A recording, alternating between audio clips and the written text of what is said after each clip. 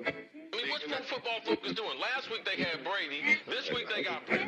We're literally doing it differently from everybody else. As a matter of fact, moving forward from this point on, I will not make reference to PFF. Do you not understand that they are that way because you're Joe Flacco? And you just like to discredit things that people deserve credit for. That you can't possibly be expected to defend that. Talk about the game, Sam. So, who cares about what people think about us? Yeah, I like football season, and all the things that go with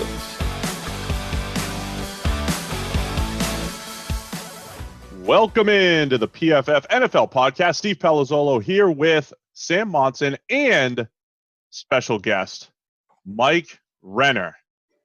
Mike, what are you doing here, man? Did you hack us? No, he's on Mike, mute. He's not Mike, doing you're anything. on mute. This is unacceptable. I took a wrong turn apparently. I got here.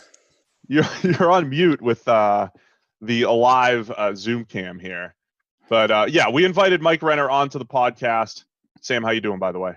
Doing good, Steve. I see you. You've made it to a different stadium. Yes, last time you put me in AAA, Chuck Chancey Park in Fresno. I have now made it to the big leagues.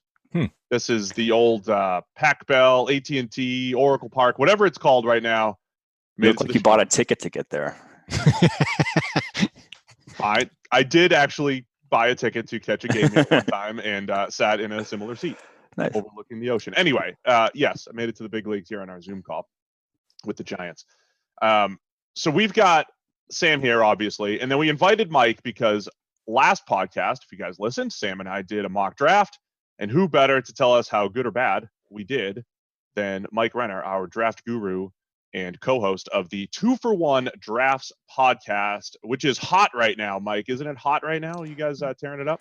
Very hot. We actually had a draft guide giveaway, which ended up turning into just, if you left your email on a review, we just gave away the draft guides because we kind of screwed it up. And so we gave away like 100 draft guides. So nice. Wow. You yeah. guys, that'll help the download numbers. Yeah. Doing a great job with giveaways over there. So anyway, let's get to the mock draft. Mike, you've got the document in hand. Let's just go. Do you want to go pick by pick, or sure. Let's just go through it. We've got some explaining to do with what happened picks 2 through 5. Okay. We got creative, so you might need like a notepad, and yeah, it's going to be it's interesting. So we'll go pick by pick, kind of review what we did. So Sam and I were going back and forth on each pick. I had number 1. I took Joe Burrow to the Bengals. Think it's pretty obvious there. Yeah. I think A+, right, for me? Yeah. I mean, it's either A+ or F, this pick. If you don't go Joe Burrow, it's an F. Go Joe Burrow, A+. Now, we might be working on something behind the scenes here where you might be able to mock draft at some point. And I know some guys were playing around with it. And the thought of the Bengals trading down for a ridiculous haul is appealing if you can get Tua. Mm-hmm. Do you think that's even in the cards ever for the Bengals? No, because one, I don't think the Dolphins would be willing. The Dolphins are the only team that would give that up. And I don't think the Dolphins, you'd have to give up 5, 18, and 26. And that's just, the Dolphins roster is so bad that I don't know if they'd do it. So, all right. So Joe Burrow at 1. Sam, I'll let you take over to try to explain what happened. It's not pick number 2. It's not like it's that complicated. Well, there's 3 teams involved, so you Sure. got to keep track of some stuff, and we put it in the right of the doc there, Mike, so you can separate it into 2 separate trades if the 3-way thing is breaking your brain. The basic premise was that Washington trades down from 2 from Miami. They basically swap 5 up to 2. Washington gets they obviously 5. They get 18. And then they get Miami's 2nd round pick as well. Miami keeps their their 3rd first, but they give up 2 of them and a 2nd round pick to jump from 5 all the way to 2 to draft Tua. Mm-hmm. And then the second part of this is that Washington isn't done. They then want to jump back up to Detroit to still pick number 3 and get Chase Young. Okay. So they then flip 39, the second rounder. To jump back up 2 spots. For the Redskins, it's perfect because they get to pick up an extra pick and still pick Chase Young. For Detroit, the logic was they're basically gambling entirely that the Giants won't take Okudah, and they can still take Okudah and pick up an extra second-round pick. And for them, there's no downside. And then obviously Miami gets a second quarterback, and everybody's happy. Yeah, so the Lions thing, I've kept saying there's no, even if they only pick up like a fourth rounder, it makes so much sense for them to trade down because Giants aren't drafting Okudah. Right. If they're moving down to even the Chargers at 6, the Dolphins aren't drafting Okudah after they just signed Byron Jones. They have 2 highest paid corners in the NFL, so they're not going to draft another corner. So they can trade down to either 5 or 6 and still get their guy. Jesus. There it is. But they can also, so that one makes sense. The Redskins one, I don't know if they'd go ahead and do that, but if you're picking up that much draft capital, I can't hate on it. I mean, so the Redskins, I think, make out the best in this entire thing. I really think everybody's happy because the Redskins pick up an extra first rounder and still get the guy that everybody's saying that they need to take in Chase Young. And I think we're also at the point here where we say, if you have a top 5 pick, unless you're picking a quarterback, the way you maximize that value is to accumulate more picks, not so much the player. And they kind of get the best of both worlds there with Chase Young, potentially, if that's how the draft falls, with Chase Young and the extra first. But so the way it ended up landing, right? Sam takes Tua for the Dolphins at number 2, and I do end up taking Chase Young for the Redskins at number 3. I really think everybody's happy. It's a legitimate 3-way deal that could happen in the NFL.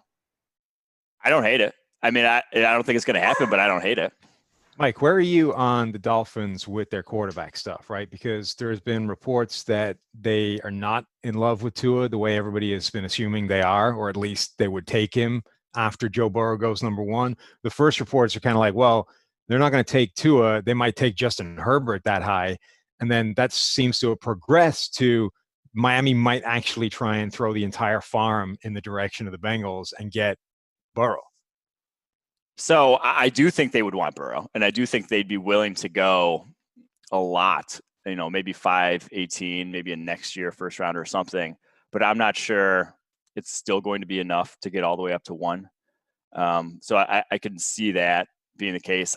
I just don't believe the Herbert smoke to some, like I think if they're moving up for Tua. If they get jumped by, I think they'd be willing to get jumped by the Chargers because I think with the way their roster is, they just need too many holes. They have too many holes to where if you trade all those first round picks to move up and get one guy, you're still like that. That doesn't put you in that much better of a situation. So I do think the Chargers could be the one who move up and go get Tua, and then they draft Herbert, but I don't think they're going up and drafting Herbert in any scenario. That answers the second part, that they would take Herbert at 5 if the Chargers jumped above them to take Tua. Do you think they would take Herbert over Tua if they were given the choice at 5? No, I just can't see how you could independently evaluate both and go that route. But someone drafted Josh Allen 7th overall, so anything can happen. And like Herbert's a very, I don't want to say very similar prospect to Josh Allen, but he's got as strong an arm and is probably more accurate. So it would be for similar reasons, right? You just in love with the tool. Yeah. Josh Allen was one of the ingredients in my, if you threw Josh Allen, Ryan Tannehill, Marcus Mariota, and there was one other guy all into a blender, you got Justin Herbert. It was all those guys kind of rolled into one. I love those like multiplayer comps where you just throw these 3 guys into one. Right. I've seen all of these guys in him. That's what it is. I will say the fact that Daniel Jeremiah kind of came out more cryptically and said, hey, I think NFL teams are a little bit lower on guys that have injury concerns. To me, that's more of like, this is a real statement that there are actually teams that are just worried about the injury stuff beyond the hip with Tua too. I mean, even if he didn't have a career-ending hip injury, college career ending, he still was just banged up all the time, had an ankle here and there. He was just he literally broke his nose in the same play he broke his hip. Like he had 2 injuries on one play. Yeah. But like teams really look at that and say, if I'm going to invest 5 years in this guy, I need him to be healthy. And they also believe that 6'6" males are more durable than 6'1" males. I mean, they really believe that's the case. So does that apply to 6'10" also, Steve? No, I think there's diminishing returns. Okay. Once you get past Osweiler height, all right, diminishing returns on all. Yeah, we have back injuries and knee injuries and all that stuff. So 6'6", that's a strapping young man. That's healthy. That's what I was trying to get out of him when I was replying to him a little bit. I was trying to work out that. So obviously degenerative injuries are one thing, right? It's like you've done something that's going to be a chronic problem for the rest of your career. That's fair to have like a red flag on that. But if you have a guy that just has sort of successive freak injuries, if you like, stuff that shouldn't be a long-term problem, but you just have them year on year, and therefore back-to-back seasons you had a season-ending injury, should that immediately be a red flag that drops a guy? Because there are players that aren't as durable. It's not a size thing, but you do come across players that just have, like, Tyler Eifert. There's nothing that should physically be you break every single season, and yet that happens, right? So how many of those need to stack up every year before you're like, all right, I'm not touching this guy because he's too much of a durability question mark? I think so much of it comes down to playing style, though, especially at quarterback. I think the QBs that get banged up are the guys that just, take more hits, either hold the ball longer in the pocket, scramble and don't know how to avoid hits. Russell Wilson knows how to avoid hits, right? I mean, there are certain guys who still scramble and know how to slide and know how to avoid hits and know how to run out of bounds. And, Jimmy Garoppolo has been injured a couple times, and both times he got hurt, he was trying to do a little extra on a play. It happened with a lot extra, that ACL. Was well, stupid as shit. Okay, well, it was the Patriots. He took a shoulder injury, taking a hit he shouldn't have taken in one of his starts there. And then with San Francisco, he tried to get that one extra yard and juke somebody for a yard and blew out his ACL. I think those are the guys that are more injury prone. So Tua might fall into that mix. And, teams are sometimes risk averse when it comes to the injury stuff. Well, I've been saying that the injuries with the coronavirus thing going on, the guys with the medical history are probably going to get dropped down boards because teams can't individually vet them. But I will say with Tua, it's probably different because of how big the investment is, how unique a situation it is. And you have two teams really in the mix for him in Miami and Los Angeles Chargers, that they will get the medical history.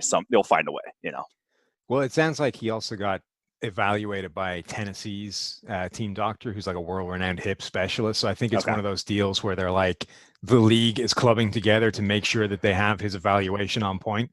Yeah, they share the medical stuff behind the scenes, is what a lot of people have said. Right. All right, so back to the mock here. We got Burrow, number 1. Tua, number 2, goes to the Dolphins, who traded up. 3, the Redskins have taken Chase Young, moving the Lions to number 5. That puts Sam back on the board with the number 4 pick and the New York Giants. Where'd you go here, Sam? So this is the thing, right? We had like a sort of halfway house between the mock that we would do, which is, PFF standard MO, and then a little bit of like, the story is too good here, and this is what a team is going to do, so why fight it? So the Giants are going to take a tackle at 4, almost regardless of what happens. Now, there's a lot of talk that they'll take Mekhi Becton. So where we changed it is, well, look, all right, let's accept that Dave Gettleman is going to Dave Gettleman and take a tackle, but we're not going to let him go all the way crazy and take Becton. We're going to give him the tackle that we think would be the one to take, hence Andrew Thomas. Yeah, so I've said there's a 99.9% chance that it's either Mekhi Becton, Tristan Wirfs, or Isaiah Simmons with this pick, just because your top 5, you're chasing freak athletic traits. Those guys, all freak athletic traits.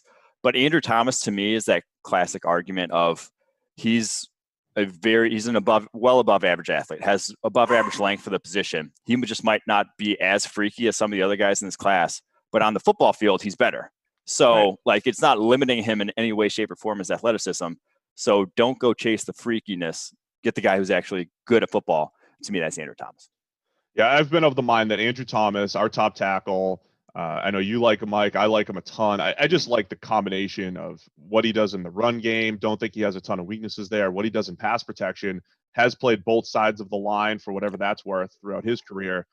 But I think some team's going to win with Thomas lower because of what you just mentioned, because somebody's going to probably overdraft Becton, overdraft Wirfs, and whether it's the Cardinals at 8 or the Browns at 10, they're going to get an Andrew Thomas probably, lower than he should go, I think. So I think it's a solid pick for the Giants here. That put the Lions back up on the board with Jeffrey Okudah. So again, we went win-win-win. We think the Lions, they pick up number 39 overall in this draft. So now they're going to walk away with Jeffrey Okudah at 5 and then another potential starter at 39. And I think that's a huge win for them. So there's no way you could disagree with my pick there, right? Yeah, the Lions can't can't lose this draft. Realistic, or shouldn't be able to lose this draft. They should be a winner no matter what. Walking away from this, Okudah, no brainer. And now you have a really good secondary. Hopefully, you have Justin Coleman, Amani Oruwariye, Desmond Trufant, Jeffrey Okudah. That's a classic man coverage secondary that you can play a lot of matchups with. And so, yeah, Okudah seems like a no-brainer. I've seen people suggest that, because they traded away Darius Slay, that the Lions aren't necessarily in this mold of valuing coverage over, a lot of other things, but it's entirely possible and in fact plausible that they just didn't rate Darius Slay above all these other facets. No, Darius Slay he wanted out. Like that's not right. After they traded Quandre Diggs and apparently they put up an Instagram of him, or Matt Patricia put up an Instagram of him and Odell Beckham, and said some derogatory words that I can't repeat, and then Darius Slay was butthurt about that ever since and never got over it. So he had to go. Yeah, that was more of an off-field issue than a philosophical issue. Real quick, Mike, do you have a feeling, knowing the Patricia Belichick tree, like if they are sitting there with Chase Young on the board and have the option to take him, does he fit what they like to do? Not that everybody needs a pass rusher, but of all the teams that want more power players and guys that just keep contained rather than guys that dominate, are the Lions, the Dolphins, the Patriots, are they the team that might say, maybe Chase Young isn't as generational for us as others? I think they'd still use him. I think the Belichick philosophy is also about flexibility in terms of putting your players in a position to succeed. And a talent like that, like you could throw him inside at 3 technique, and I still think Chase Young would be one of the best 3 techniques in the NFL. Like he's that good. So I don't think that they would pass on him if he's on the board. All right, so back to the mock draft. We're at number 6 overall. Sam has the Chargers, and it's probably one of the pivot points right here, Sam. Yeah, this was the first pick that I thought was an ugly spot to be in terms of just not loving the way the board mashed up with what you want and or need. There's no way I'm just not doing the Justin Herbert thing this high in the draft. I can't do it. And I think the Chargers, like if you're going to be in a spot where you're punting for next year, like they're not in the worst spot in the world quarterback wise to do that. So at that point, you just take the best guy available in a position that is a need, and tackle is always a need for the Chargers. So let's grab Tristan Wirfs. Yeah, I think they should go either Isaiah Simmons or Tristan Wirfs here, and obviously address quarterback in free agency, or you get someone like trade for Andy Dalton, do something that's not pigeonhole yourself into Justin Herbert. And the report is they don't like Justin Herbert. It is the sort of the smoke around the Chargers. And I mean, I can see why we don't like Justin Herbert. Like there are reasons to be worried about his game, but I think I just feel like moving into a new stadium, having no fans last year, being the laughing stock in the NFL, they have to get. I think their goal is to get someone in the draft that's going to move the needle because of that, or a guy that's going to sort of rally the fan base, sort of thing. Which obviously isn't going to be an offensive tackle, but I mean their offensive line's so bad they need it, I think if this were the board the way it's played out right now, I'd probably go Wirfs myself.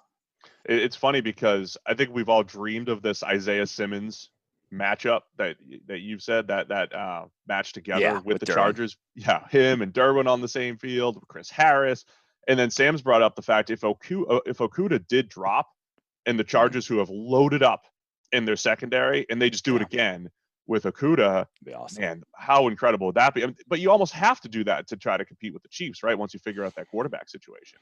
Yeah, balance is so overrated. Be elite at one thing, like the Eagles. Just have the most dominant defensive line. It doesn't matter who's in your secondary. Just have the most dominant secondary. It doesn't matter who.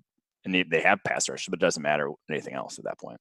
It's unfortunate, I guess, to a point. I don't know if that's the right word, but the fact that the Chargers just don't have the quarterback situation figured out. Like if they had, say, Phillip Rivers, they would be sitting here with a pretty good roster and a flexible number 6 overall pick with all the other offseason additions, where you would say, okay, they are not right there with the Chiefs, but they're going to compete. Again, they're 2 years removed from competing with the Chiefs in that division. So fascinating spot for the Chargers to be in. I came up at number 7. I had the Panthers. I went with Isaiah Simmons here. I think just their entire defense needs playmakers, their entire back 7. Cornerback's a huge issue, but I think they could grab that on the turn in the second round. So I figure Simmons with Kuechly retiring and pairing him with Shaq Thompson. I mean, the Panthers are realistically fairly set on offense at like pretty much every position at this point. Maybe tight end, but you're not going to dress tight end here. I think Isaiah Simmons makes too much sense for replacing Luke Kuechly. I think this is one that's also like in real life very likely to happen as well. Oh yeah, I think it's a very likely one as well. We've sat here and debated Isaiah Simmons' usage. I think everybody has. I know you have. Where do you land on how he's best used at the next level? I think you want to put him at linebacker, and he might not be great against the run, but I think at true deep safety, he's just not as good and not going to be involved in more plays. Like you want him around the line of scrimmage, involved in as many plays as possible. And so like linebacker who also has that flexibility to, let you not go to dime ever. You can stay in your nickel against 4 wideouts or whatever, just because he's that talented and that, sort of movable. Or if you're Seattle, you can stay in base all game. Yeah, that. All right, so Simmons goes at 7. Sam, you're up at 8 with the Arizona Cardinals, and you definitely threw a curveball here. Yeah, another one where I'm not, again, entirely in love with the way the board has fallen. But I think the Cardinals have a pretty big need as an interior defensive lineman. And as much as everyone is talking about Derrick Brown and where should he go, and he's the best player there, I think Kinlaw is the one that's the best pass rusher, and that's the thing that moves the needle. So let's take the most disruptive interior player you can find, and that's what the Cardinals are doing.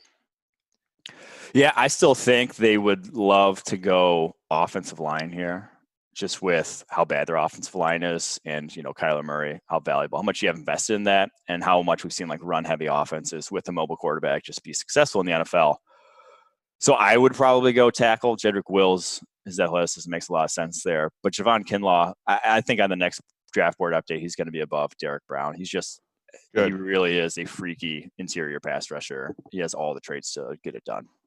They feel like a team that won't go hard to address offensive line and will sort of bank on at least half of the offensive line issue being made better by the fact that they have Kyler Murray. They have this sort of variant of a spread offense that will, limit what they ask them to do. They just signed DJ Humphries again for whatever that's worth. And they've kind of thrown some resources at that offensive line, but it's been banged up. I wonder if they think that a healthy group actually isn't as bad as it looked. Yeah, I mean, Marcus Gilbert comes back. Justin Pugh's like injured every year. Right. Speaking of injury prone. Yeah, I don't know. I hope they invest because, gosh, Kyler Murray, like it still was pretty ugly last year. He shored up a lot of it just via his mobility. Mm-hmm. It is interesting. They could go the Seahawks route. Not the Seahawks they have invested in the offensive line, not well, but there was a point early in his career where they're like, we'll just kind of let Russell bail us out and we'll invest in other positions. I could see Arizona maybe going that route. Yeah, Tom Cable literally said pass protection's on the quarterback. I look, coached the run game. I mean, we agree to a point, like as far as inviting pressure and quick release sacks. And scheming it up. Sacks are on the court. It's a pretty convenient spin for a Tom Cable, though. No. Look, it's not my fault. Pass protection's on the QB. Talk to that guy. Yeah, that's a good way to put it. Mike, do you think the Cardinals are the receivers attractive enough here, even with Nuke in the mix? Are the receivers just so tantalizing in a spread offense, even with all the investment they've made? To me, they are. I don't think the Cardinals will because of, again, you've used a lot of draft capital. You used a second rounder last year, a fourth, a fifth. Yeah. I would love it if they did. I mean, that would be just CeeDee Lamb there would be ridiculous to watch, but I don't think they will. So they go Kinlaw there at 8. I'm up with the Jaguars at 9. And we're sitting here now, every time a team that needs a quarterback, I think the Justin Herbert question came up in our mind, whether it's the Jags at 9, maybe the Raiders at 12, but doubtful there.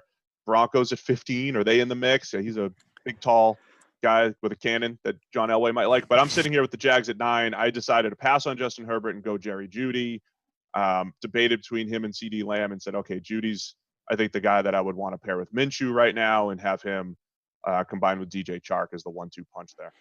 Yeah, if the Jaguars don't go wide receiver at 9, it'll be – I mean, I don't – this is the one where they have to go wide receiver. Like, the wide receivers are too good. You're not good enough at wide receiver right now. Like, yes, you have some interesting names. You have DJ Chark, Marquise Brown. No, gosh, Lee. Oh my Yeah, God. Marquise Lee, D.D. Westbrook. Like, you have some guys there, but none of them are real needle movers. Get a number one wide receiver. Like, go get a number one wide receiver. Don't do the Leonard Fournette thing again. Go get a Derrick Brown here. Get you a lot of people are giving receiver. them Derrick Brown, and we just talked about. I'm with you, Mike, on the Kinlaw versus Brown debate. I think Kinlaw's pass rush ability. I'm agreeing with all you guys. Kinlaw over Brown. I think next time we update it, but a lot of people are just slotting Derrick Brown in here for the Jags because I mean the need is there, but it's not going to push you over the hump. Like, you've had a bad offense for years, and just because you now start to have some all right wide receivers doesn't mean you still can't add there. It would just be crazy to me if they pass on this wide receiver class.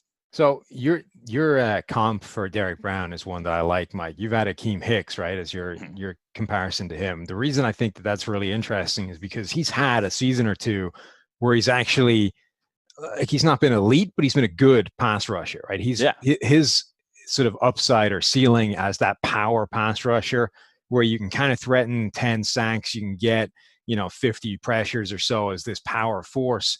Like, if Brown actually hits that ceiling and becomes Akeem Hicks 2.0, how high should that be taken in the first round?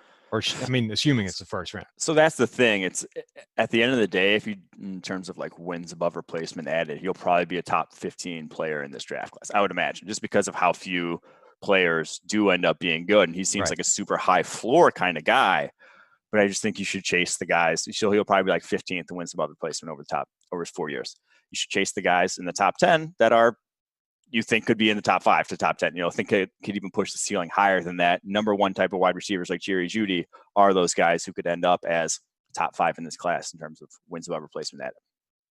Do you have any concerns with Jeudy playing on the outside at the next level, given how much he did from the slot? And he didn't really go not over the really, middle because every time you see him against press, it was as good as it got. Like, he just never got locked up there. So that's the thing. Like, everything he is so good at in terms of like his route running, releases, quickness, footwork, all of that stuff is at a completely different speed to anybody that's trying to cover him.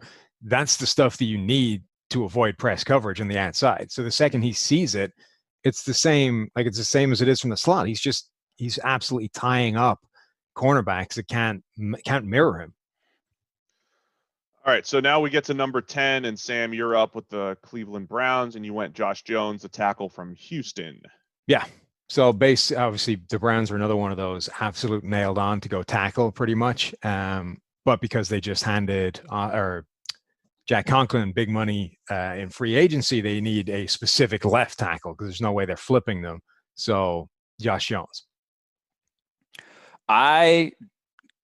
So Wills is higher on our board, but he's a right tackle. And I think he's more of a projection. If you're playing for this year, I would bet Josh Jones is a better pass protector year one. So if you're trying to improve to win now and win maybe in next year, I don't disagree with it. I do think Wills offers more just of the athletic traits and the more in the run game. But again, we don't really care too much about the run game. Right. So I'm not going to argue too much if you go Josh Jones over Derrick Wills here. The other option for them would be to sign Wills or draft Wills and then sign a Jason Peters who's still out in the open market, give you that 1 year bridge at left tackle, at least shore it up and let him develop in year 2 and beyond. I mean, I can't believe no one's at least tried to sign him yet, but yeah. I mean, they may well have. Play. Right. Yeah. He strikes me as the kind of guy that may well be sitting on the couch until, September rolls around. Yeah. Training camp. No, right. I'm not in. Mike, I made the same move in my mock draft where I just debated all the other tackle needy teams essentially need tackles on both sides. And I know it's not about a left tackle, right tackle value thing, as somebody mentioned in the comments last week. It's not about Jedrick Wills played right tackle. He protected to his blind side. It's more, if I don't have to flip a guy, I don't want to. Yes. And guys flip all the time, but I don't want to have Jack to do Conklin. it. I don't have to, right? Yeah. But do I want to take Jack Conklin and flip him to left tackle in the 6th year of his career? Do I want to take Jedrick Wills and move him to left tackle? Probably not. Unless to Sam's point, and maybe it is like a year down the road. So that left Wills on the board for the Jets at number 11. I think they are serious. I've seen like Kayvon Chason. I've seen all sorts of different picks for them at 11. Yikes. But I think they have to go offense. And their debate, again, is did they invest with 5 free agent offensive linemen. Did they invest enough in the offensive line? We don't really think so. And do they have to shore that up, at least to get that to creep back to an average before adding the playmakers? So I was banking on, let me get Wills in there, put him at tackle. Chuma Edoga is going to battle at left tackle with George Fant, and then we'll grab a receiver on the turn. Yeah, I think tackle or wide receiver. Just got to be tackle or wide receiver here with the value of those two positions represent and the need and just how good these guys are in the tackle and wide receiver class. So, yeah, Jedrick Wills being the best available there, that one would be a no-brainer. Chuma Edoga versus George Fant would qualify for your Aliens versus Predator picture again, Mike. Edoga, don't hate on Edoga. All right, got some skills. I liked Edoga coming out, but it didn't go well year one. I was never going to go well year one. He was like 285 pounds. The dude needed to add like 20 more pounds to play tackle. We'll see how he looks this year. All right, and then we get to number 12. Sam's up with the first pick for the Raiders. And this is one of my favorite picks in the draft. I don't know that this could fall any better for the Raiders than snagging a guy like CeeDee Lamb with their first of 2 first-round picks. I think this would be an absolute steal for them. Yeah, this draft looks like it's falling amazingly well for the Raiders. Just in real life as well. Like one of those top wide receivers is going to be on the board at 12. And oh yeah, they need a number 1 wide receiver. So I do think CeeDee Lamb, if whoever it is, CeeDee Lamb, Jerry Jeudy, Henry Ruggs, like you can't go wrong for the Las Vegas Raiders here. So yeah, CeeDee Lamb would be my choice for them too if they could have any of the 3, just because of that offense and what they need in terms of number 1, what he brings to the table. Yeah, that's been my take as far as best fits in the first round. I think Lamb paired with Derek Carr. Derek Carr needs a go-to guy that he can trust. And as far as, do you think if I say the phrase go-to guy, does a guy that can win all over the place, is Lamb the most well-rounded receiver when you compare him to Ruggs and Jeudy and some of the other guys? Yeah, I think so. And just like more physical than Jeudy, can probably run a more complete route tree at all levels and win at all levels more consistently. Jeudy probably better down the football field, but Lamb, just like that physicality, is probably going to play out the gate. Yeah, he's so he just feels like the type of guy that Derek Carr needs. Like let's get him throwing the ball down the field a little bit more. And that put me up on the board for the 49ers at 13. They traded DeForest Buckner for this pick. I think they can make it a game-changing pick. And if Henry Ruggs is on the board, I think a team that was right there with the Chiefs, putting speed on the field last year, adding even more speed, it just plays to what they want to do. They'll find creative ways to get him the football. I think the fit's great here for the 49ers and Ruggs.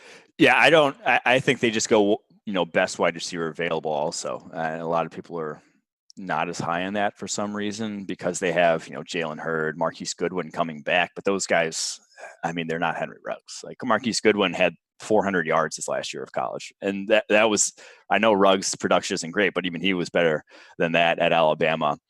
I think the speed that he brings to the table will work in that offense. You don't need to be a completely polished route runner all around to, provide a ton of value. And that's Ruggs. Where are you in terms of how excited people should be getting over Ruggs? Because recently it seems to have gotten a little bit out of control in terms of, and we're part of fueling it, right? We're part of fueling it, right? The analytics guys, the projections are saying he's the best receiver available and that he should go, like they've been putting him at 4 to the Giants and all this kind of stuff. His odds have been slashed to be the number 1 receiver off the board. Is that getting a little bit out of control? Because yeah, no, I think it is. There's still a tier 1 and it's still Jeudy and CeeDee Lamb. And there's a gap to me between them and Ruggs in terms of what they bring to the table. Ruggs, I'd worry about, NFL level physicality. He's 190 pounds. He's not a big dude, and he's not as quick as Jerry Jeudy. I don't know. Like they obviously, the testing numbers for Jeudy weren't great in terms of his, shuttle, but like he's quick and elusive at the line of scrimmage. I'm not sure that's Henry Ruggs. He might struggle more with press. You might have to scheme him more free releases than you do Jerry Jeudy. And now that's fine. Like the Chiefs scheme Tyreek Hill free releases, but I don't even think he's on Tyreek Hill level in terms of getting off the line of scrimmage. That's like one of the things Tyreek Hill is the best at. So I do think there are some issues there, but yeah, that explosiveness, most guys who are like that fast aren't also, he had a 42-inch vertical and a 4.27 40. Like he can get up and he can get out in a hurry. Yeah, and there seems to be a ton of projection involved in, like, so if you want to claim that he's the best, most valuable receiver in this draft class, you have to project a lot of things to just translate automatically, right? Like the production isn't there. The fact that he didn't run the most diverse route tree in the world, there's no reason he can't, but like it's projecting a lot of unknowns to break in your favor for him to be that valuable. And there's also kind of the why were they throwing other guys the go balls? Right. Like he had the 4th most deep catches on Alabama last year. Like you're the fastest guy, the most explosive guy, pretty easily. Why were they not scheming you those targets? Yeah. I just think it's not new for the NFL to chase speed, but I think the recency bias of Tyreek Hill, of 10 years of Deshaun Jackson, of what Will Fuller did. Mike, we sat here a couple of years ago and debated the merits of Will Fuller, right? And you were all about him as a first rounder, and we were looking at, well, he's not as polished and the horizontal route tree is not as clean. But when you do have a guy where the offense completely changes and is that much more productive when he's on the field, I'm all for chasing that. So that's where I stand in the Ruggs debate. It's cleaner maybe to get a CD Lamb or a Jerry Jeudy, but man, that's why Ruggs is so tantalizing though, because you see how much defenses respect that guy just having him on the field. So it's also fascinating because that guy is the one with not Henry Ruggs specifically, but that sort of speed type receiver is the one with the widest spectrum of outcomes, right? You can go all the way from, the Deshaun Jackson, the 10-year deep threat that changes your offense, to the Troy Williamson where it just never happened and he's out of the league in a couple of seasons. John Ross. There's John Ross, there's thing, Ted right? Ginn, there's all sorts of in between. There's Darius Hayward-Bay, but he was, those are big receivers too in there that just never really panned out. But all right, 14 overall. Sam was up with the Bucs. This felt like another pivot point because the Bucs have some specific needs. I think if they fall, they'll be happy, but 14 is kind of a rough spot in this draft. I think if potentially if things don't fall properly. Yeah, again, didn't love the way it landed, but I think if there's a glaring need, it's not even a glaring need. If there's a need on this team, it's on the offensive line. I know it played reasonably well last season, but I would expect it to take a step back because I think it played unsustainably well compared to their talent level.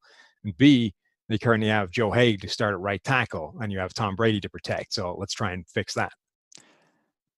So who'd you pick, Sam? Oh, sorry, Mekhi Becton. But I was looking at the spreadsheet. Oh, yeah, Mekhi Becton. I get why he's going to go high, and I'm just low on him. Was he something like 40 something on the board just because of the risk involved? But he has all the tools to succeed. I don't love the fit in terms of like they're really putting you out in space in that Bucs offense at tackle. Like I want him more in an Orlando Brown role with the Ravens where you're not on you're either there's a tight end on your side or like you're protected a little bit more. You can get your hands on guys earlier in that Bucs offense, like with the deep drops, and they might obviously switch that up with Tom Brady this year, but you're really as an offensive tackle, like one-on-one on islands a lot. And that's the thing I worry about the most with Mekhi Becton. But there are some things he does that are pretty special on the football field. And he obviously, there's not a lot of guys 370 pounds that move like him. And like he could probably stand to lose about 20-ish pounds or so, and I think he would be a freak in terms of his movement skills, like he already is. But yeah, I do think that there's the switch could flip at some point, and when it does, it could be special. So I don't hate chasing the high end with a guy like him.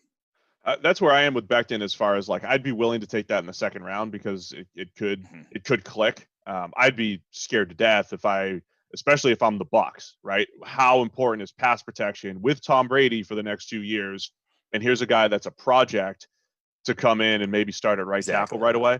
My thing with Becton, like I've never seen Mike, his just like simple blocks, just like simple outside zone blocks. He makes it look like a high school highlight reel, the way he just threw guys around. I have never seen that at the college level, which also scares me too, because it's like, those high-end highlight reel things, I don't know that those are going to happen at the NFL level, just like front side of zone where you're just tossing dudes to the ground. Did you see the play or the highlight reel that Jeff Schwartz and Duke posted about Orlando Pace? Mm-hmm. A lot of the same thing, right? Where he just takes a guy that's supposed to be a sort of let's slowly widen this block and just tosses him 3 yards away. That was Greg Robinson though, as well. Yeah. So also Justin Smith. Is that the Jason 49ers. Jason Smith. That's it. Sorry. The guy Jason Smith. drafted ahead of Aaron Donald Right. by the Rams. Hmm. Anyway, Becton seems like a little risk there for the Bucs at 14. 15, I was up with the Denver Broncos. I think the Bucs and Broncos are a couple teams that would love to have the wide receivers fall or the tackles fall or certain positions fall. Broncos, I went corner with Christian Fulton. I still think they have some work to do there with Chris Harris leaving, bringing Bradley Roby back. Still think they're at least one corner away from feeling good about that secondary. So I like Fulton there. Yeah, so I love the Fulton pick because I think he's the best zone corner in this entire draft class. Obviously, the Broncos, Vic Fangio, that's what they do there. So I do like it. I think the NFL seems to be lower on, or everyone that comes out is lower on Fulton. And the 19 tape was not as good as the 18 tape, but they played more man coverage in 19. They played more zone in 18. So that's kind of why I thought he is a better in zone than a pure man scheme. And so the Broncos would be a great fit, and I think he'd be great there.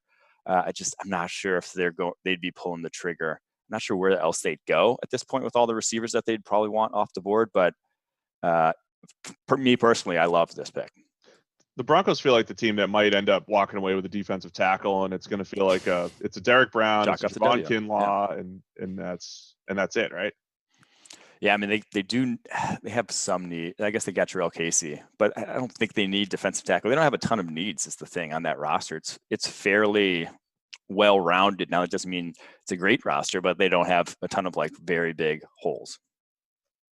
All right, then Sam comes back up at 16 for the Atlanta Falcons. Where'd you go, Sam? Again, I think they're not in the best spot in the world. I think they need secondary help though, and I kind of like Jalen Johnson. I think he's a guy that would fit a lot in that scheme. I think he was popping a lot in some of the advanced numbers that I was slicing up cornerbacks with last week. I think he'd actually be a really intriguing addition to them, and I think a guy that could jump higher than people expect him to go in this first round. I keep saying that I think he's actually going to end up in the first round just because I know he didn't test great, but he's the kind of guy that'd be easy to fall in love with. I think the Vikings would be a great fit for him. He seems like a Mike Zimmer type of cornerback in terms of maybe he doesn't check all the measurable boxes, but a feisty guy who, great in press, great in off, like he just graded out really well, well-rounded guy. So I do think the Falcons fit would be good. I think CJ Henderson schematically might be a little bit more what they do. But I think Jalen Johnson played better football last year. So it's that one's a toss up to me. Yeah, I put CJ Henderson to the Falcons in my mock last week. And then when he falls to 17 with the next pick with Dallas, I grabbed Henderson. My debate with Dallas is I don't know if the Cowboys are a look ahead. I don't know how much long-term vision they have in their moves. If they have long-term vision, they're going to see Chidobe Awuzie, Jordan Lewis, Xavier Woods, all three guys in their secondary. Contracts are up at the end of the year. They're already not great back there. So I think cornerback's a huge need, but that's if you're taking the long-term view. The Cowboys like to take the short-term view, I think. And so I don't know that they're going to go corner, but I went with Henderson there because I thought the value was good. And, they need to get better short and long-term there. I like Henderson there. I think that would be ideal for the Cowboys. I think they want to keep Jordan Lewis in the slot. I think that's probably his best role. I mean, I think he can play outside too, but I think that's where they'd like to keep him. And so you can't argue with the need and the value, and obviously the value of the cornerback position. So I think that's a very realistic pick as well. Do you have a feel for where Dallas could go there? Do you think they're going to be looking at this group? Because I think the corners. I think they look at the corners. Safety still, even though they signed HaHa Clinton Dix, I think they could go someone like Xavier McKinney if he's there. I think signing Alden Smith was kind of underrated move. I think they'll be fine with their edge at that point after Alden Smith and not reach for one of those guys at 17.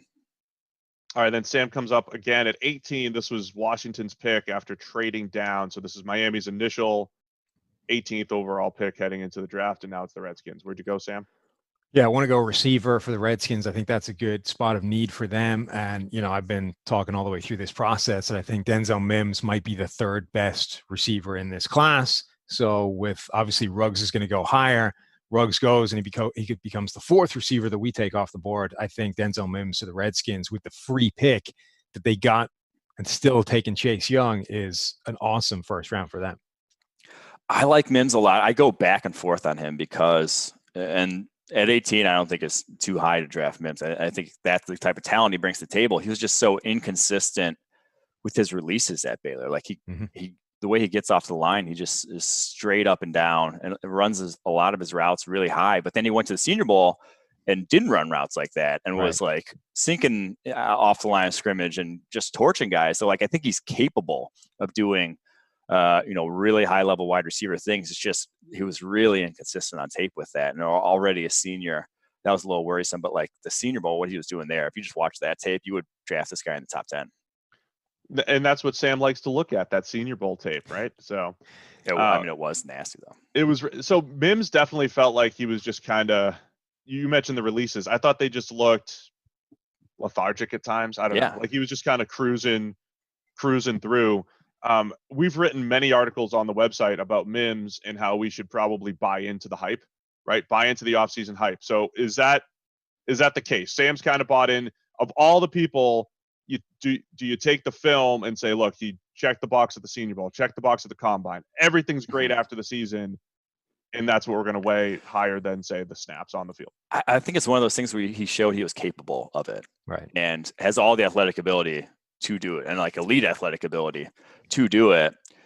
It was just whether it's maybe the offense that had him running just a lot of pure go routes, or whether it was that he knew he could just win by being more physically dominant and didn't have to, refine his routes, whatever it may be. I think there are valid reasons why the Senior Bowl and the Combine, why those actually should matter after watching them on tape. Yeah, I think there's a couple of things. One, you talked about this before as well, Mike. I know that the whole his off season actually mattering is because it answered certain questions that you don't get answered from his college tape, right? So the measurables thing is one thing, but the Senior Bowl as well, you get to see versus press coverage, you get to see versus legit competition. So it actually does answer some things that you're not going to get from just looking at his tape. And then the other point is what you were just saying. I think that the offense is significant because if all you're running, and it wasn't all he was running, but if all you're running is go routes and hitches, you don't get the threat of the other routes to be able to set up what it is you want to do with your releases for the go routes and the hitches, right? When you're running the one-on-ones at the Senior Bowl, you can be running anything. So you can set up this release with the last release, and there's the threat of anything out there. When all you're running is goes and hitches, like you've only got so much you can threaten the guy with before he just goes, look, I'm only covering these two things. Yeah, this was an old school Baylor under Art Briles sort of route tree where it literally was just that, but I think it was still almost 50% of his targets were either a go ball or hitch. Like that's a massive percentage for a top flight wide receiver still. And it's obnoxious to watch from an evaluation standpoint. It is just like, let me get to some new stuff, please. Here's the one thing I'll say too. The off season that Mims had was football related too. It's not just like he blew up the Combine. He did that, yes, but he showed tangible football improvement at the Senior Bowl. So that's why he's so intriguing there. I was up at 19 with the second pick for the Raiders. I'm going Grant Delpit from LSU. Safety, a need, spectacular plays at the back end in coverage. Just have to ignore those 36 missed tackles over the last 2 years. No big deal. Yeah, I think after the cornerbacks kind of have gone here, which I think in real life they're not, like one of them's going to be on the board and they end up going cornerback. But I think any way you can help your coverage here, I would. The Grant Delpit fall is understandable why, like his missed tackles are pretty egregious, but he can do things in coverage that like no other safety in this class can do. He's just so versatile in that regard that I think someone's still going to take a chance on him in the first round. I think someone's going to get a steal because eventually, like, it's not like he's taking awful angles to tackles. He's just, not wrapping up. I think that'll get smoothed out to a degree to where they're not going to be a massive issue. And Grant Delpit, like, it's not like who's the Justin Evans, the Texas A&M safety back, who was just like 23. He was all over. Like his missed tackles were him taking bad angles and just diving recklessly. That's not Delpit, in my opinion. By the way, this was since we did this mock draft, Eli Apple's supposed contract with the Raiders did fall through. Mm-hmm. So there was a point where it looked like it was going to be Eli Apple and Trayvon Mullen as the starting outside corners. I think Damaris Randall now, yeah. So things have changed a little bit in the secondary there, but I think not having Apple locked They up just- does open up corner more. They need to move Lamarcus Joyner back to safety. That's what they need to do. He looked like ass in the slot. All right, so that puts where are we at? Number 20. So now Sam's back on the board for the Jaguars. Where'd you go, Sam? Yeah, I didn't want to do this. I wouldn't have done this where the Jags were picking with their first round pick, and I don't even love doing it here. But I think the Jags are probably going to bite the bullet and take a quarterback, given that they have the two picks to burn, and ultimately, what the hell are they going to do if they don't have any starting quarterback? Minshew was good enough to make you move on from the mistake that was Nick Foles, but I don't think Minshew is, your future for 10 years. So I think they're still in the quarterback market, or at least doubling their chances that they have one, at which point they're the team that grabs Justin Herbert in the first round. I don't hate drafting him here. The arm is obviously there's a lot to like. Like once the ball leaves his hand and he's thrown in rhythm, usually things go well. It's just the whole not throwing, not being able to deduce coverages, not throwing rhythm, not taking the good shots down the football field, not being able to find those, and not playing winning football is the biggest thing with Herbert. I do have a take, though, that I would rather draft Jordan Love, even though Justin Herbert's higher on our board. As a team building strategy, I would rather draft Jordan Love because he's going to give you two likely outcomes. He's either going to crash and burn pretty hard, or he's going to turn into a viable quarterback. I think with Justin Herbert, you run the risk of purgatory, sort of, where he looks good in one game and you're like, ooh, look at that, and tantalizes you, but then has a bunch of blah for the next 4 games, and it's not great, but he's the kind of guy who I feel like you can be stuck with for the next 4 years, banking on, ooh, will this be the year he finally turns it around? Whereas with Jordan Love, it's either going to hit or it's going to look really ugly, and you're going to know probably sooner than later. So the Jags are going to get another Blake Bortles, because Bortles had 4 or 5. I remember more tantalizing than Bortles. Yeah. I mean, more Ryan Tannehill. More Ryan Tannehill. Where it's where it's actually, he's not costing you games, but he's also not it's never quite there. I mean, Bortles would have 4 or 5 games where he looked like, okay, this guy's a viable starter. Just do that for 16, but that was a struggle. But you also described Deshaun Kaiser. I mean, Kaiser was bad for 4 games, but the 5th game was great, and he would literally show everything you want to see. If you're talking about tick the boxes, as in can you do it once, Deshaun Kaiser ticked every box. He just hardly ever did it. He just did it once. So it's a tough thing. I think from a Jags perspective, though, you have 2 first-rounders, and the Jalen Ramsey trade has bought you a shot at a quarterback. And I think you take that shot, and that's how you Herbert feels like the quarterback that, that the sort of the idea of developing quarterbacks now is just dead. It doesn't happen. Nobody sits for any extended period of time. It's like, in theory, some guys are supposed to, and then it's, oh crap, the guy that was supposed to start is so bad that we need to throw somebody out there, and it doesn't matter that he's not ready. So, but Justin Herbert feels like a quarterback that could genuinely benefit from a year of not playing, right? Just a year to be in the system, learn how to play, learn what to do, spend the entire time working off to the side, with the QB coach or whatever. And Minshew will steer us to 7 and 9 just through being Minshew. Right? And then next year, we can actually see what we have in Justin Herbert when we've decided that it wasn't good enough to win. I like that. I mean, a lot of it's strategy up here, with Herbert. It's between the ears is the issues I have with his game. It's not necessarily the physical. Yeah, Mike, we've talked about some of where's the fourth quarter comebacks and go win a game. It's just not always there with Herbert. All right, so I'm back up at 21 with the Philadelphia Eagles, another team. I know people are talking linebacker here for them, right? And because their linebackers suck. They're bad. So bad. But they also have a history of, D-line, O-line, right? All trench warfare when it comes to the Eagles. But I also think receivers, because of the class, absolutely should be in place. So I went Jalen Reagor here from TCU, add that deep threat, and be the Deshaun Jackson replacement down the road. I like it. Even though Deshaun Jackson is coming back, and you do have just drafted a guy in the 2nd round last year instead of Alshon Jeffrey. You don't necessarily need wide receiver like you do a linebacker, but Jalen Reagor gets to, just add some explosiveness to that offense. And if Deshaun Jackson, no spring chicken at this point in his mid-30s, if he doesn't have it still, or if he's gets injured again, you need that speed in the offense. You can't risk what happened last year, where you just had no one to threaten deep, and that's Carson Wentz where he wins. So yeah, I do like adding wide receiver here with how good his class is. Right. It feels like even if it's not a need, Rager brings something different to the table. Yeah.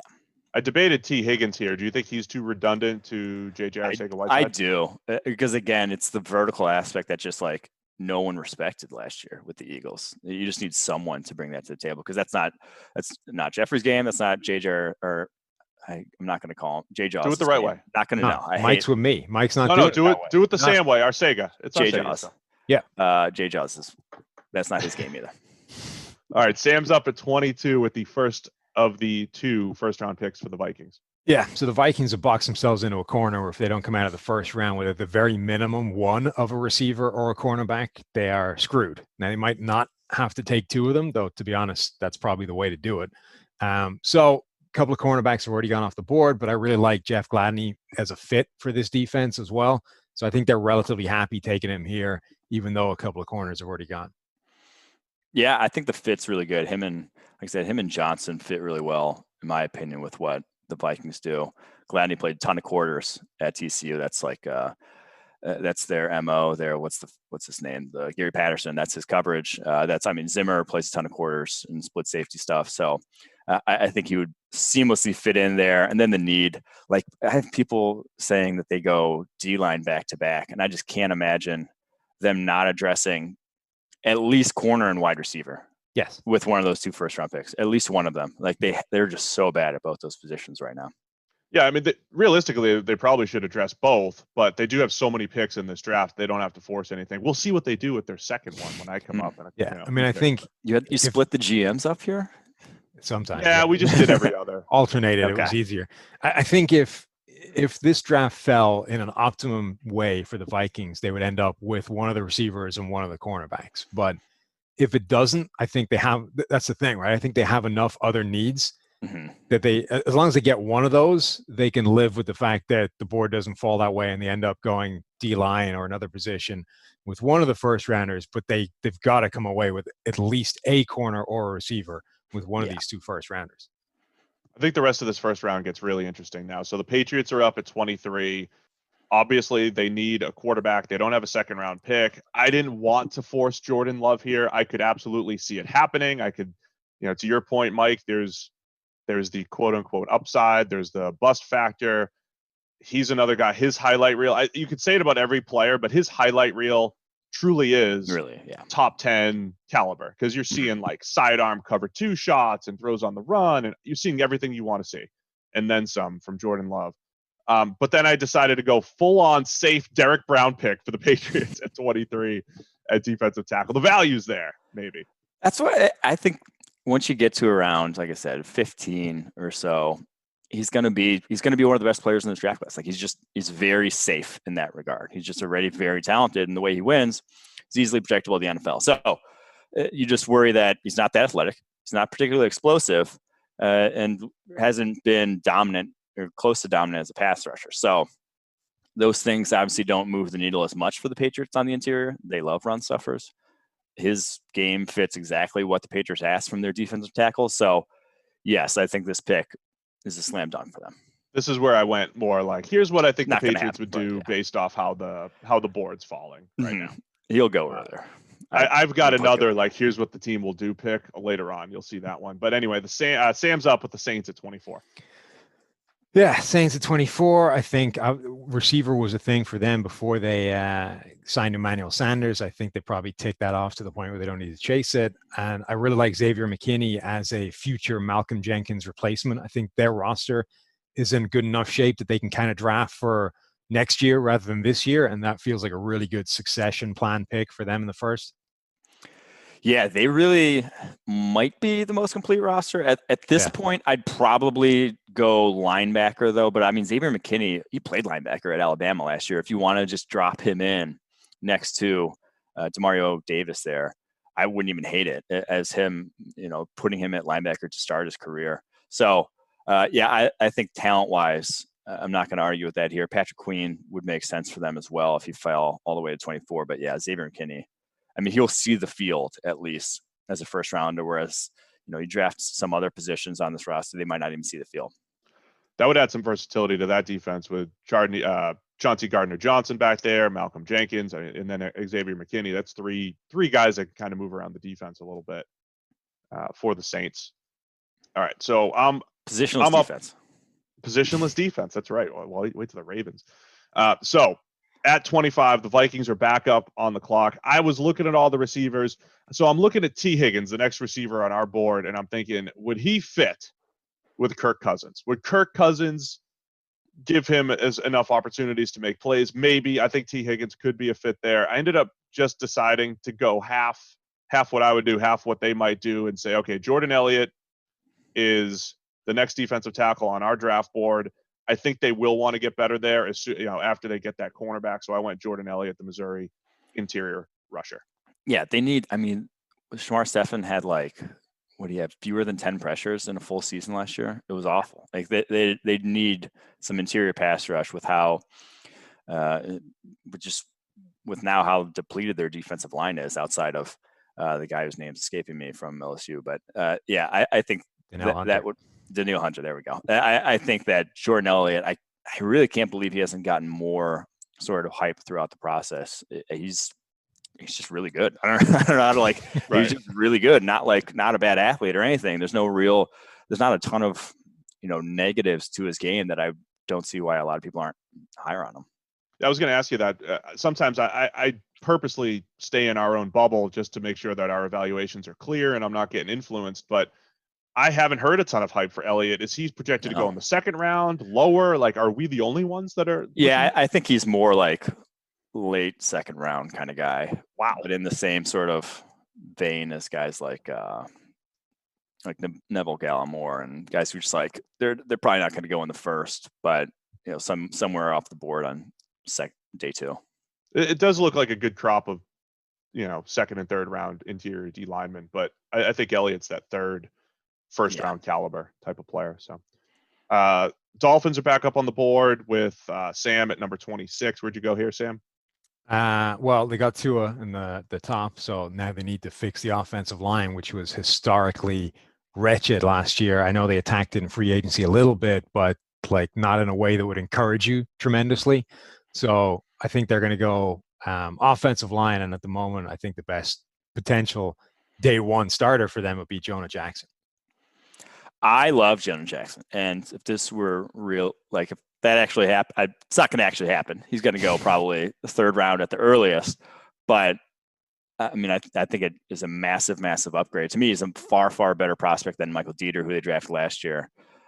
Eric Flowers, obviously, who they signed in free agency, is not anything great, but they do need tackle. Is the only problem here, and I don't see any of those guys being able to kick out to tackle, especially they need everything, right? Yeah, their entire offensive line. Ted Karras is pretty rough, but they did promise Ted Karras a starting job, right? So I don't know. He was solid last year, but yeah, he might be one of their better linemen as part of the issue. Yeah. My question, Mike, Chris Lindstrom went in the middle of the first round. I mean, every year there's a second round guard. Mm-hmm. Not every year, but it always feels like there's a second round guard who just goes at 15 or 18 or 21 or whatever it is. Is there a guard that shouldn't be going in the first round that ends up there? I bet Cesar Ruiz is that guy if someone does sneak in as a guard, the Michigan center, this an interior offensive lineman. Right. I bet he could sneak in. I'm not sure anyone else is, though, at this. It's really not that. No one really ticks a lot of boxes on the interior after him. The only thing I get worried about, again, going into our little world here where we're so focused on the pass game, so focused on receivers and corners, and that's where the depth is in this draft, and tackle. But the NFL still loves to win inside out and the trenches and all that stuff. That's why Christian Wilkins goes top 15 last year. That's why Dexter Lawrence goes high. That's why Chris Lindstrom goes in the middle first. There's going to be these picks. There's always the random safety that shows up out of nowhere, right? Terrell Edmonds or whoever. Yeah. There's always a random safety and a random guard. And if you're not worried about positional value, that's fine. But if you are, it feels like some good players end up dropping. So anyway, number 27 overall, the Seahawks are on the board, and this is where I went full Seahawks. And I said Jonathan Taylor, maybe not the best running back on our board, but the best running back for what the Seattle Seahawks want to do, which is establish that run. Which is play 3 running backs. Obviously, I hate this pick, and I think Seahawks fans would also hate this pick. Yes. There's not. Let's show Mina this mock and see what she says. There's not like great edge rushers here for them, which is obviously their biggest need, I think. And they tried to draft one last year, and he has not been good, LJ Collier. So that offensive tackle too, I could see going like Ezra Cleveland. I think so they love those athletic offensive linemen. Right. That's who I mocked them last time, is Ezra Cleveland, the Boise State guy with the best 3-cone, best short shuttle at the combine of any offensive lineman. I can't get on board with him as a first rounder, but the Probably more than tackles Jonathan Taylor, though, right? Yeah, I mean, any of these guys that I'm mentioning right now would impact them more than Jonathan Taylor would. So, what about Ashton Davis? That's the first F grade there, Steve. All right, perfect. Ashton Davis, I love Ashton Davis there. Oh, I should have done that. I'll put Ashton Davis in there to play safety then for the Seahawks. They are really difficult to predict in general, right? They drafted Rashad Penny a couple years ago, LJ Collier. Like Bruce Irvin when they made that pick 8 years ago. Like nobody had him even in the second round, right? I mean, they're always going to do something different. So I did something different with the PFF mock and went running back. Sam's up at number 28 with the Ravens. I think this is fascinating. Yeah, I don't love this player generally as a prospect. I get certain vibes of certain comps that scare me a little bit. So I think there's a reason he's been slipping in this mock. But I think if there's one team that's going to figure out A, what he is, and B, how to use him the best, it's the Baltimore Ravens in that offense that's already unique and tailored to a bunch of different people's specialities. So the Ravens halt the slide of Laviska Shenault. I love it. I think, again, if you draft Laviska Shenault, it has to be with a plan. He's not just going to be your outside wide receiver. He's not going to be like CeeDee Lamb, where you just, I got myself a number one wide receiver. No, he needs to get the ball schemed into his hands. But the thing is, when the ball's in his hands, he's as dangerous as any wide receiver in this class. Like, he's just a freak in what he can do physically. But then also, when's he going to be on the football field is the other thing. Just pulls his groin at the combine, has surgery after that, had multiple surgeries before last season. They took him out of that role at Colorado just to keep him healthy, where they were feeding him the ball and getting him wildcat snaps last season or 2 seasons ago. Didn't do it last season because he was just so banged up. So that's kind of very concerning. We talk about the injury risk guys. He's one who's very likely to fall because of all that injury red flags and background. But man, he is fun to watch with the ball in his hands. The Ravens, I agree, get them more dynamic weapons that are just headaches for opposing defense coordinators, because that's what if you're creative enough, you have a guy like Greg Roman that's going to win. Yeah, I mean, if he's healthy. By the way, your comp in the draft guide, Saquon Barkley. That's what you said for wide receiver Laviska Shenault. Yeah, I mean, it's explosive. It's not a good receiver. So if you put that on the Ravens offense, where you know they'll find a way to, I think that would be incredible. The guy I keep pairing them with them is Julian Okwara from Notre Dame, Mike, who I think from a positionless football standpoint, I think they would absolutely find a way to use as an edge rusher / linebacker. Yeah.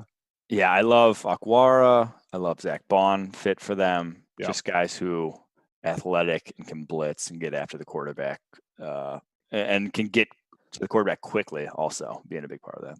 The Wildcat snaps thing is interesting with Shenault, because I think that is the sort of hallmark of having a guy that you have no idea what to do with, but is a special athlete, right? Mm-hmm. You think it like guys like Ty Montgomery at Stanford. It's like, well, he's not a very good wide receiver, but he's a really dynamic athlete. How the hell do we get him the ball? Let's give him some Wildcat snaps. That way he has the ball right away. It's perfect. Like, I think teams need to figure out a better way of getting the ball in the hands of guys like that. And if there's any team that's going to be able to achieve it, A, it's the Ravens, because they've already shown they're willing to do that kind of thing. And B, it's the Ravens because there's no way in hell they're taking the ball out of the hands of Lamar Jackson to give him Wildcat snaps. Mm-hmm.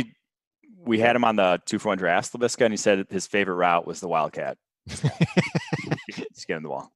Of course, just put the ball in his hands. One more question about the Ravens. Kayvon Chason that we mentioned, the edge rusher from LSU. We're lower on him than the NFL potentially. Are we talking about a top 15 pick for him, or is he a guy that could be there in the back end of the first? Because he's another guy whose athleticism is so incredible. I've never seen anybody the way he's like on stunts, his agility and burst and all that stuff. I mean, again, the Ravens would use him really well. I just don't know if he's there. I bet he goes top 20.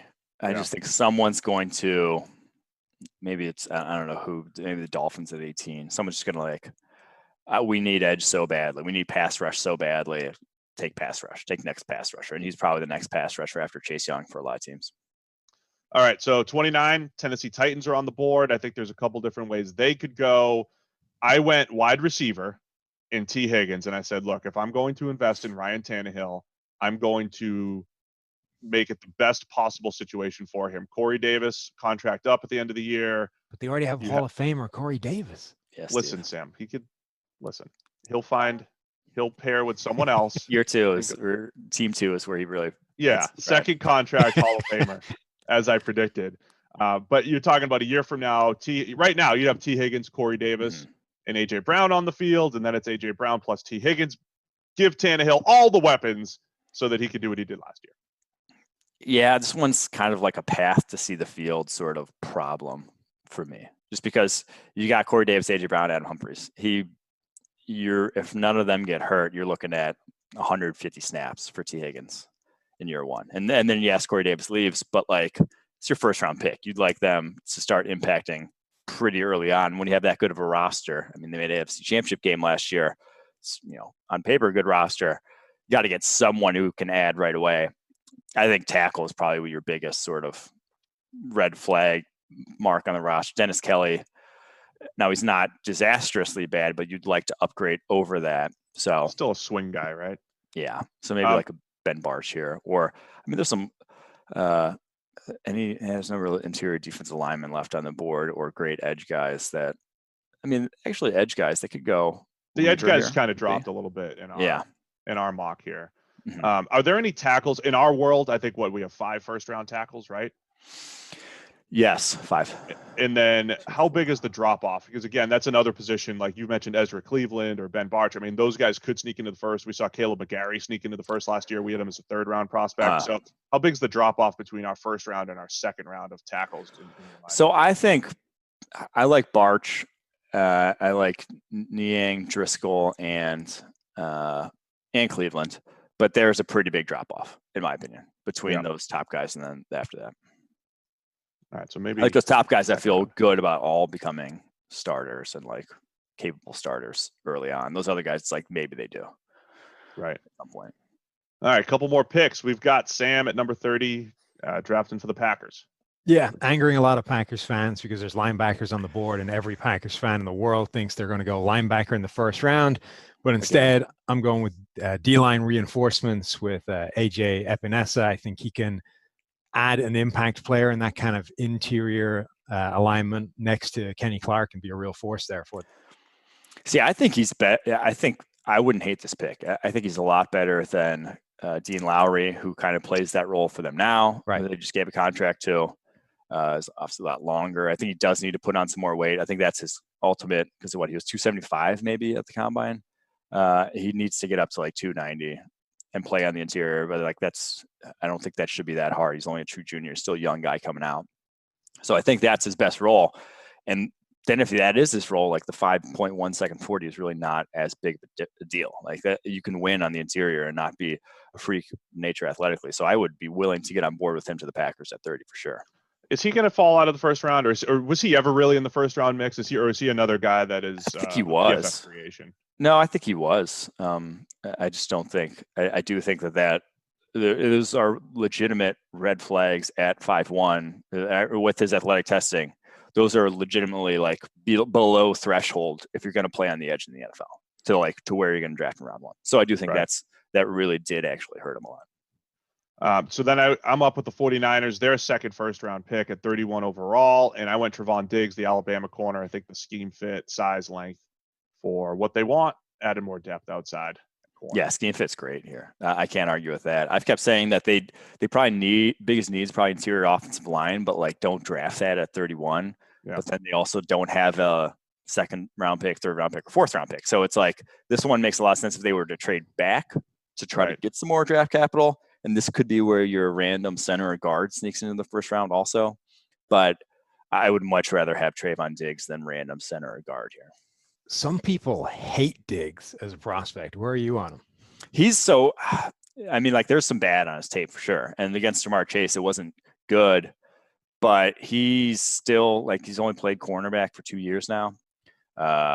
And his 1 year last year was 1 year removed off an ACL injury. And it really was just that LSU game where a lot of that bad came into play. And he has all the traits to like be a lockdown press coverage sort of cornerback. He's never going to be, follow a guy across the whole field, Right.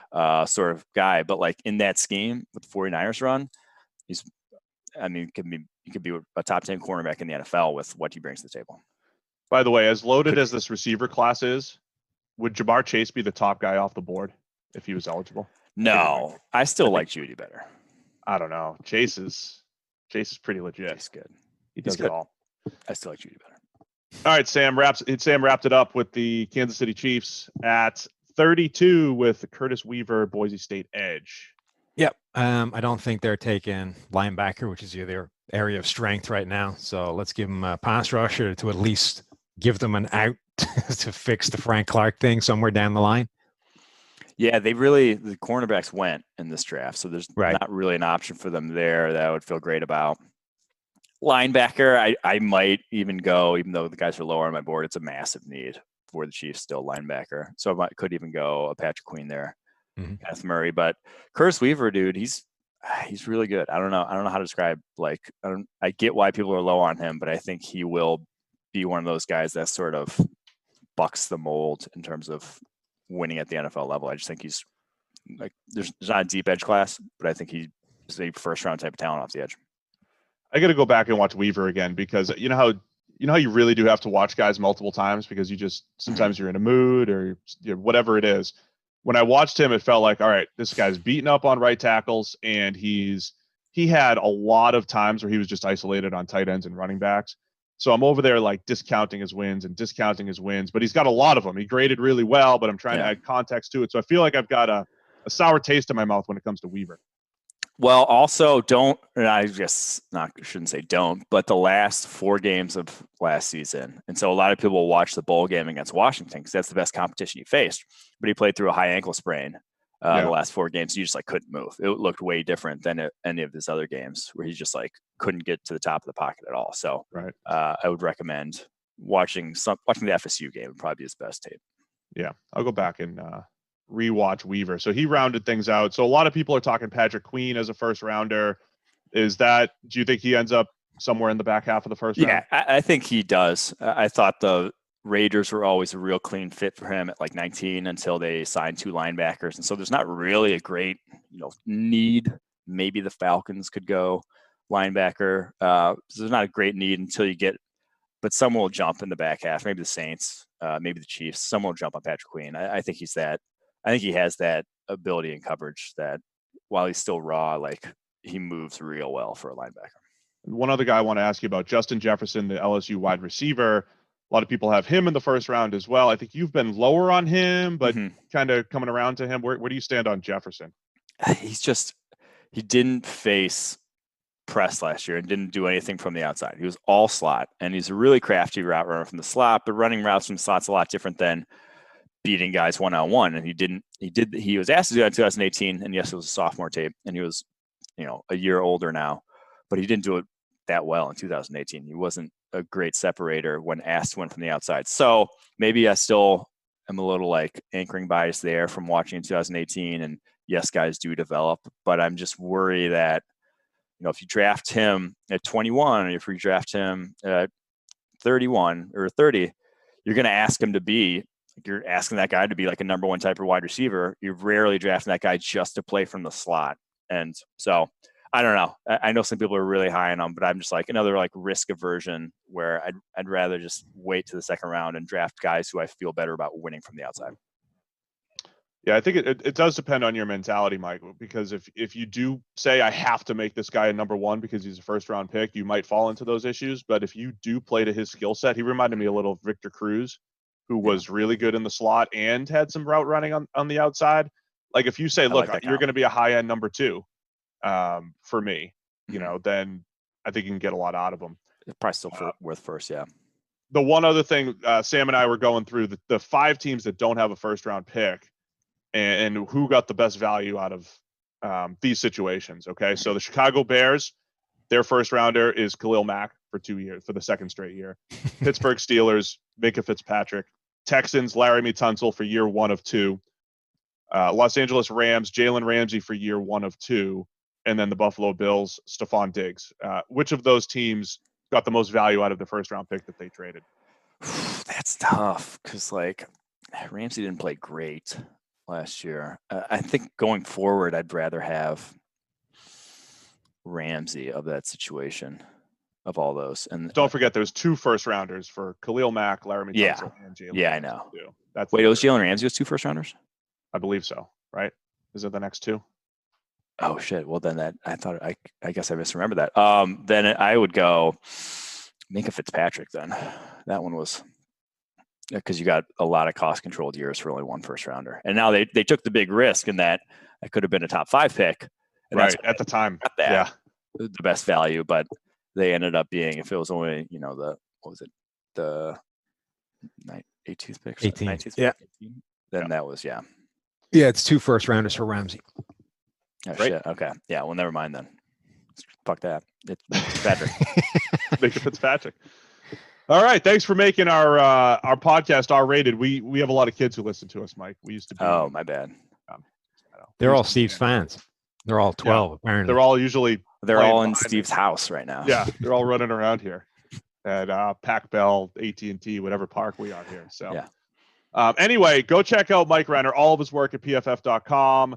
The draft guide is over 1,100 pages of greatness. He's done a fantastic job on all that. The podcast is 2-for-1 drafts. Him and Austin Gale tearing it up all season with rookie evaluation during the year, draft evaluation all year round. So Sam and I can't do draft all year round. Those guys do. So go check them out. 2-for-1 drafts. Thank you, Mike, for joining the PFF NFL podcast once again. Yeah, thanks for having me on, fellas. This was a good one. All right. So Sam and I will be back on Thursday. Sam, you want to hit on some of the big draft narratives this week? Sure. Big stories? Yep. All right, we'll do that on Thursday. Thanks to everybody for tuning in. We'll see you guys later in the week.